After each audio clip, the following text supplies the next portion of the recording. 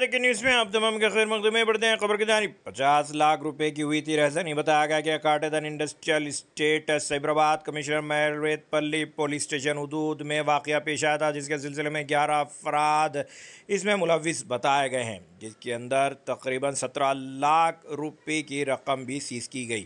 Rajendra Nagar DCP Chintamani Srinivas ने तमाम तर तफसीलात से मीडिया को वाकिफ करवाया। बताया गया कि प्रगति ट्रेडर्स काटेदान इंडस्ट्रियल एरिया में 21 तारीख के दिन ये वाक़या पेश आया था। इस सिलसिले में 11 अफराद ने रहजनी की वारदात अंजाम दी थी। इस सिलसिले में पुलिस ने मुस्तैदी से काम करते हुए तमाम को गिरफ्तार कर लिया। बताया गया कि एक इनोवा गाड़ी जो कि इस्तेमाल की गई थी, 4 अफराद को गिरफ्तार किया गया। इस सिलसिले में एक बाइक के भी हिरासत में ले जाने की तल्ला से वाकिफ़ करवाया गया। अगर अभी तक आपने चैनल को सब्सक्राइब नहीं किया तो फौरी कर लें। आलमी, मुल्की, रियासती, मुकामी खबरों के लिए देखते रहिए आपका अपना चैनल तेलंगाना दिक्कत न्यूज़।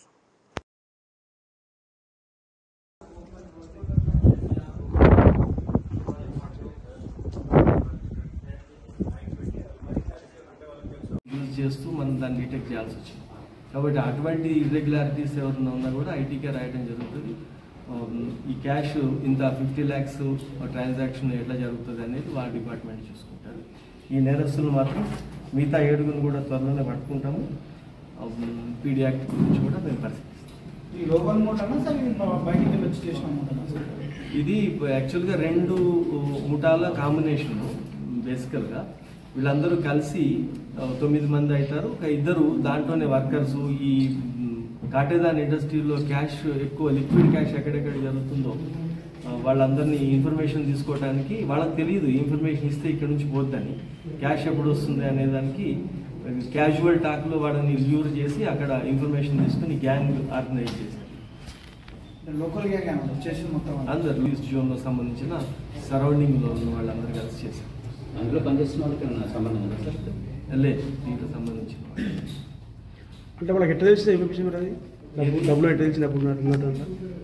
డబ్బులు ఉన్నట్టు ఇన్ఫర్మేషన్ ఎట్లా తెలుసు? ఇప్పుడు ఈ 9 lakhs సత్తాపూర్లో అటెన్షన్ డైవర్షన్ చేసిన గ్యాంగ్ ఏదైతే పట్టుబడిన తర్వాత మళ్ళా వీళ్ళు బయటకు వచ్చిన తర్వాత ఇంకొక వేరే గ్యాంగ్ వీళ్ళందరూ కలిసిన తర్వాత ఇట్లానే ఈ దొంగతనాలు, వీళ్ళు ఇంతకుముందు వేరే దొంగతనాల్లో ఉన్నారు ఆల్రెడీ.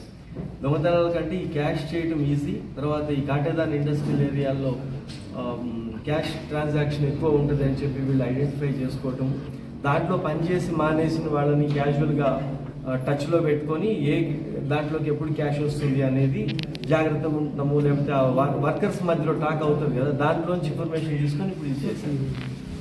సార్, అక్కడ ఉన్న ఫ్యాక్టరీ వాళ్ళకి మీరు ఏం సూచన ఇస్తారు ఇలాంటిది జరగకుండా? అదే ఆ రోజు కూడా అనుకున్నాం మనం. ఇప్పుడు వాళ్ళు ఇళ్ళు ఎక్కడో ఉంటాయి, ఒకళ్ళు 2 ఎంప్లాయీస్ ఉంటారు, రాత్రిపూట దానికి ఏం ప్రొటెక్షన్ ఉండదు.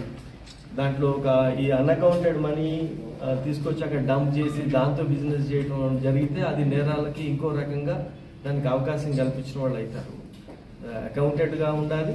క్యాష్ ట్రాన్సాక్షన్లు అన్ని జాగ్రత్తలు తీసుకోవడం కనీస ధర్మం ఫ్యాక్టరీస్ వాళ్ళు ఓన్లీ ప్రాఫిట్ ఎత్తుకోకపోవటానికి లేదు. ఇక్కడ వీళ్ళందరూ కూడా తగిన జాగ్రత్తలు తీసుకోవాల్సిందే, బాధ్యతాయుతంగా ఉండవలసిందే. ఇప్పుడు దీంట్లో కూడా ఐటీకి రాస్తున్నాం అనేది ఎందుకంటే అదే వాళ్ళు క్యాష్ అంతా అన్అకౌంటెడ్ మనీ తీసుకొచ్చి అక్కడ పెట్టేసి పోయిన తర్వాత పోలీసులో దాదాపుగా 20 members 10 రోజులు ఇదంతా ఎవరు పబ్లిక్ మనీ ఒక బాధ్యత రాహిత్యమైన ఒక అన్అకౌంటెడ్ మనీ కోసం కష్టపడుతుంది అంటే అతనికి కూడా ఉండాలి కాబట్టి దాన్ని ఐటీకి రాస్తుంది.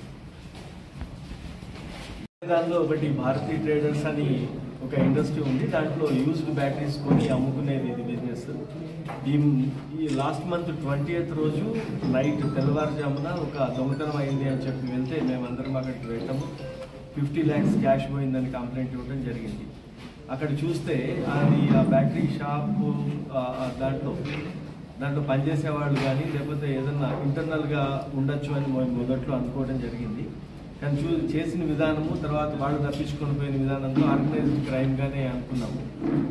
అప్పుడు సిసిఎస్ మన టీం సైబరాబాద్ సిసిఎస్ వాళ్ళు, శంషాబాద్ వాళ్ళు, రాజేంద్ర నగర్, మైలాదేవపల్లి పోలీసు వీళ్ళందరూ కలిసి దీన్ని ఛాలెంజింగ్గానే తీసుకొని కేసు ఈ 10 daysలో ఇది డిటెక్ట్ చేయడం జరిగింది.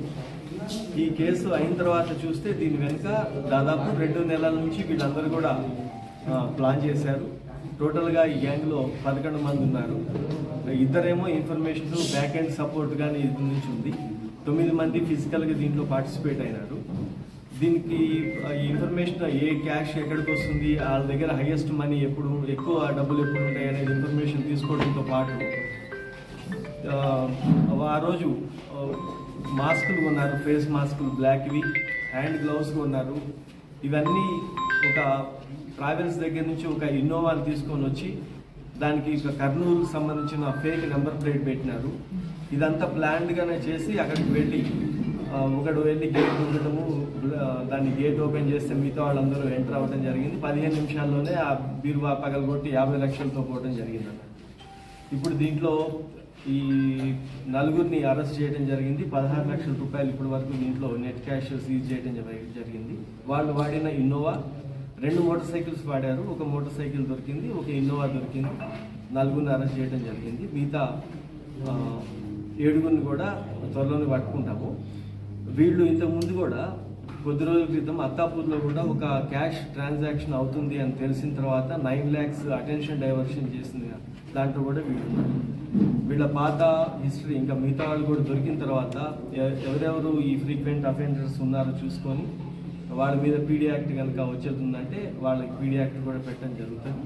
అట్లానే ఈ ఇండస్ట్రీ పేరు మీద ఒక బీరువా పెట్టి అక్కడ దానికి రక్షణ లేకపోయినా ఒక యూజ్డ్ బ్యాటరీస్ డంప్ చేసిన దగ్గర ఒక బీరువాలో 50 lakhs పెట్టారు కాబట్టి అది ఐటీ డిపార్ట్మెంట్కి కూడా రాయటం జరుగుతుంది. ఎందుకంటే ఒక చట్టబద్ధమైన వ్యాపారంలో ఏదైనా జరుగుతుంది, ఏదైనా మేము కష్టపడ్డాం పట్టుకున్నామంటే ఒక అర్థం ఉంది.